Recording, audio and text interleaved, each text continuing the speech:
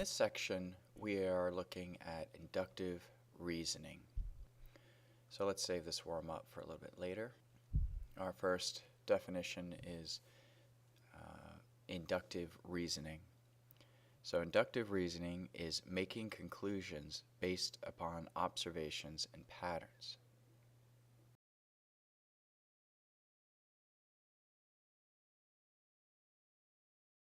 Example 1. A dot pattern is shown below. How many dots would there be in the bottom row of the fourth figure? What would the total number of dots be in the sixth figure? Okay, so we can see that this progression would add another line of diagonal dots as we go. So this one we only have one.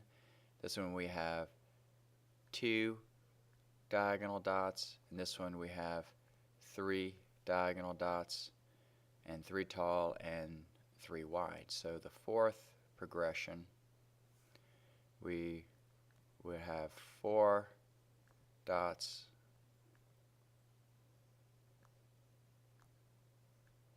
vertical and horizontal, and we would have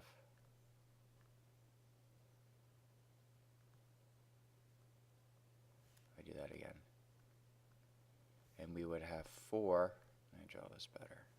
So we have, here we have 4 going diagonally. Okay, so how many would be in the bottom row? Well, there would be 4. There would be 4 dots in the bottom row.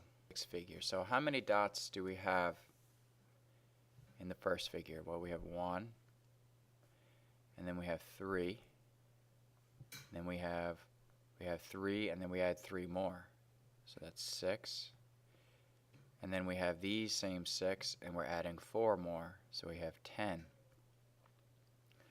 So each time we are increasing by, we can see that we're adding 2 this time, then we're adding 3, then we're adding 4.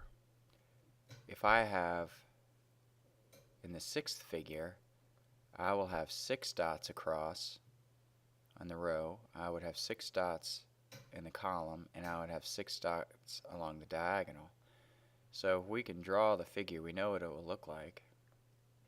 It would be 6 dots in this row, 1, 2, 6, going diagonally. So we can just count these dots. So that's 6, this is 5, this is 4, this is 3, this is 2, this is 1. So the pattern is we take the number term in the figure, which is this is 6, and then we add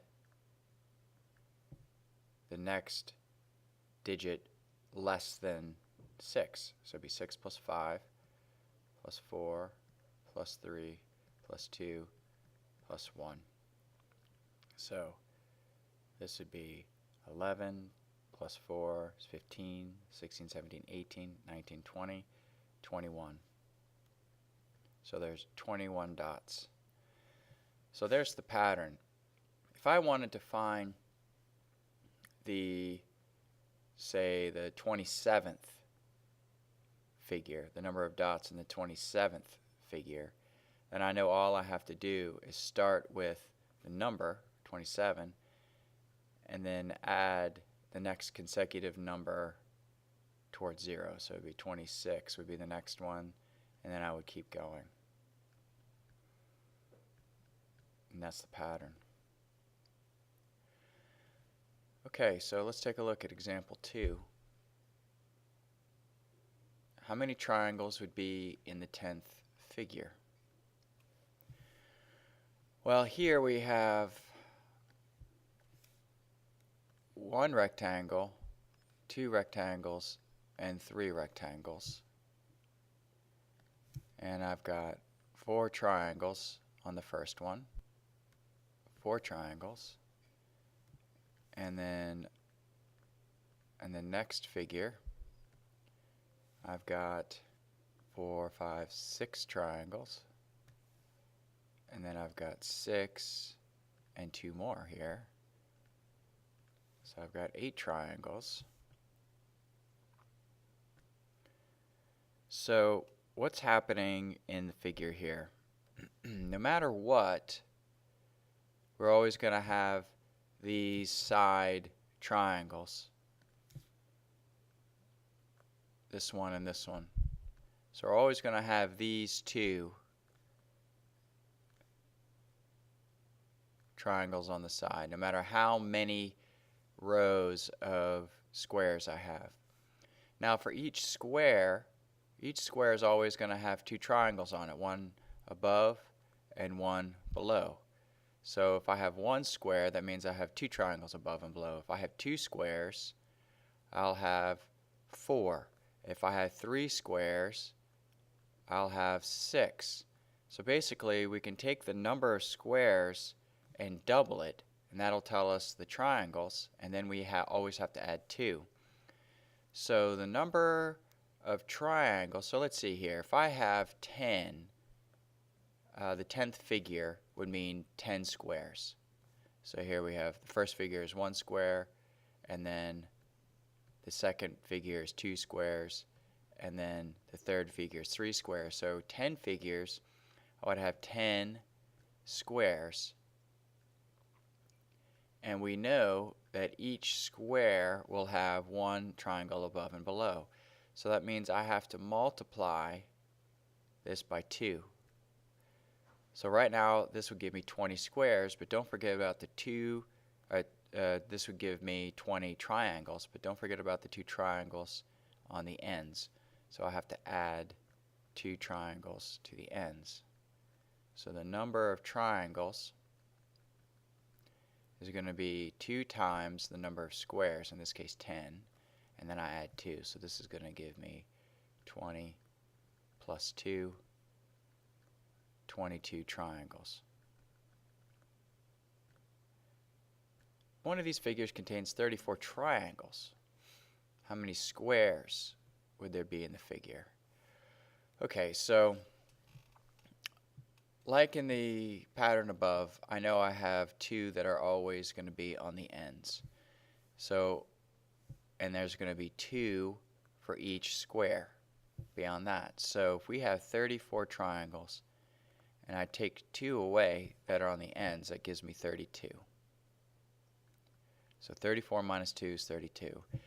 Now, I have to divide that by 2 to figure out how many squares I have. So if I take 32 and divide it by 2, I get 16. So I have 16 squares.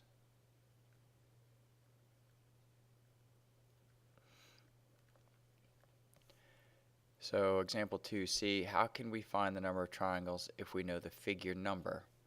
Okay, so we can call the figure number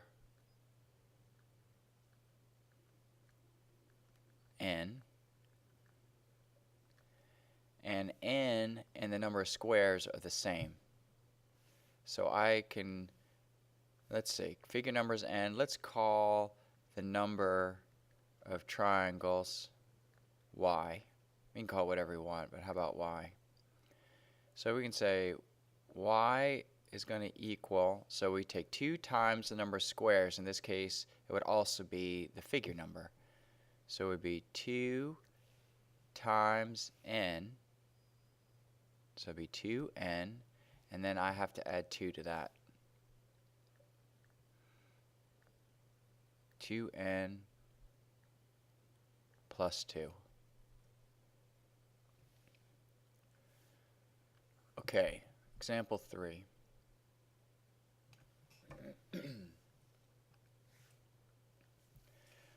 For 2 points, there is one line segment between them. Okay, we see that here. For 3 non-collinear points, there are 3 line segments. Okay, so 3 non-collinear means they're not in a line. Do not share the same line. Okay, for 4 points, no 3 points being collinear, how many line segments are there between them? If you add a 5th point, how many line segments are between these 5 points? Okay, let's draw some lines here. So I can draw 1, 2, 3 from this point. Now this point, I've already drawn this one back to this point, so I have to go here, and then here, and then this last point here, I have to just go to this point there. So how many did we do there? We did 1, 2, 3, 4, 5, 6. So we've got 6 lines here. This one was 1, this one was 3. So I don't know if we can see what the pattern is going to do yet. So what would it be for 5 points? So let's start with this point right up here at the top left. So that'd be 1, 2, 3, 4. So I just drew, those are 4 lines. So I have, this is my first figure, this is my second figure, this is my third figure, and this is my 4th figure. So what did I just do? I have 5 points, so I drew 4 lines. And then now let's look at the next. I'll do it in a different color here. Now let's take a look. We'll go, how about we go clockwise? So at this point right here, I've already drawn it back to this one, so I can do 1, 2, 3. So there's 3 plus 3.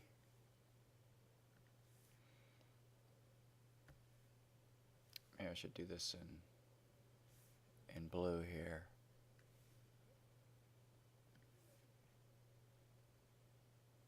Four plus 3. Okay. Now the next one.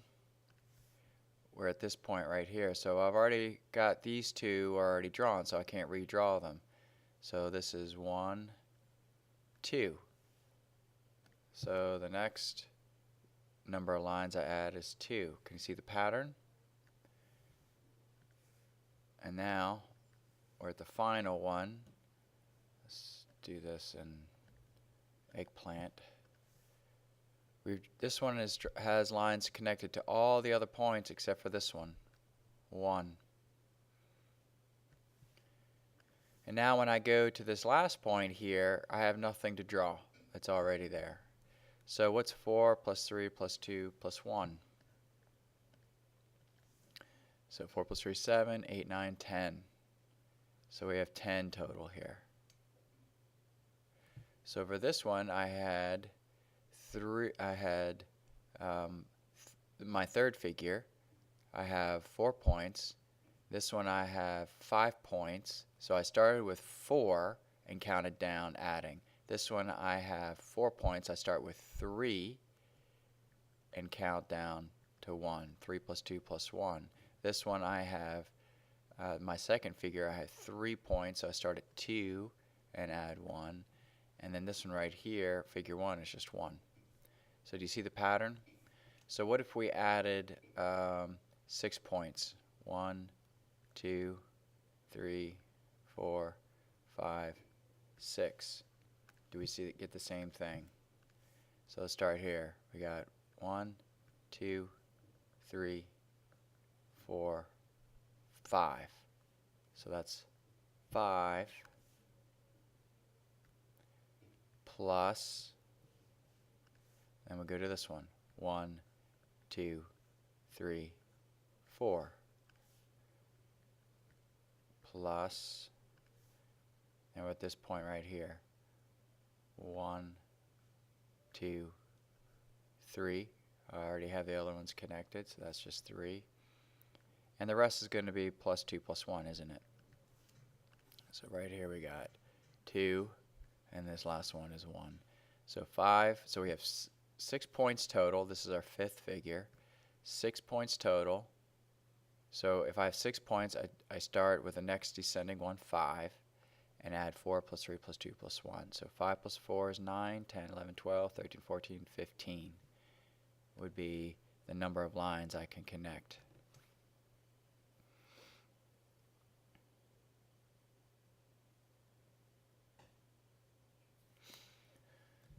So there's actually a pattern here. If I wanted to find maybe 20 points, in this one right here, we started with 6. So we had 6, and the next number less than 6 is 5. And what does 6 times 5 give us? 30. So how does 30 relate to 15? Well, it's half.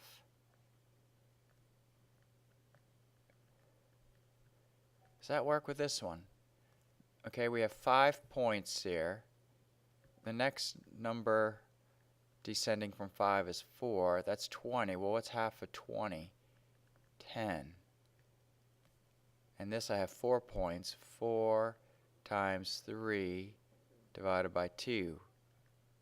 Do you see the pattern? So all I have to do is take the number of points that I have, multiply it times the number 1 less, and divide it by 2. So 2 goes into 20 10 times. 10 times 19 is 190. So we would get 190 segments between 20 points. So our formula would be y equals, let's see here. So for the figure number, this is, so if we know the number of points, let's say n equals the number of points. So we could say y equals, we take the number of points, n, and then we have to multiply that times 1 less and divide it by 2. That would be our formula for that. Yep. Okay, so this is the end of notes for part 1. Now you can go on to part 2.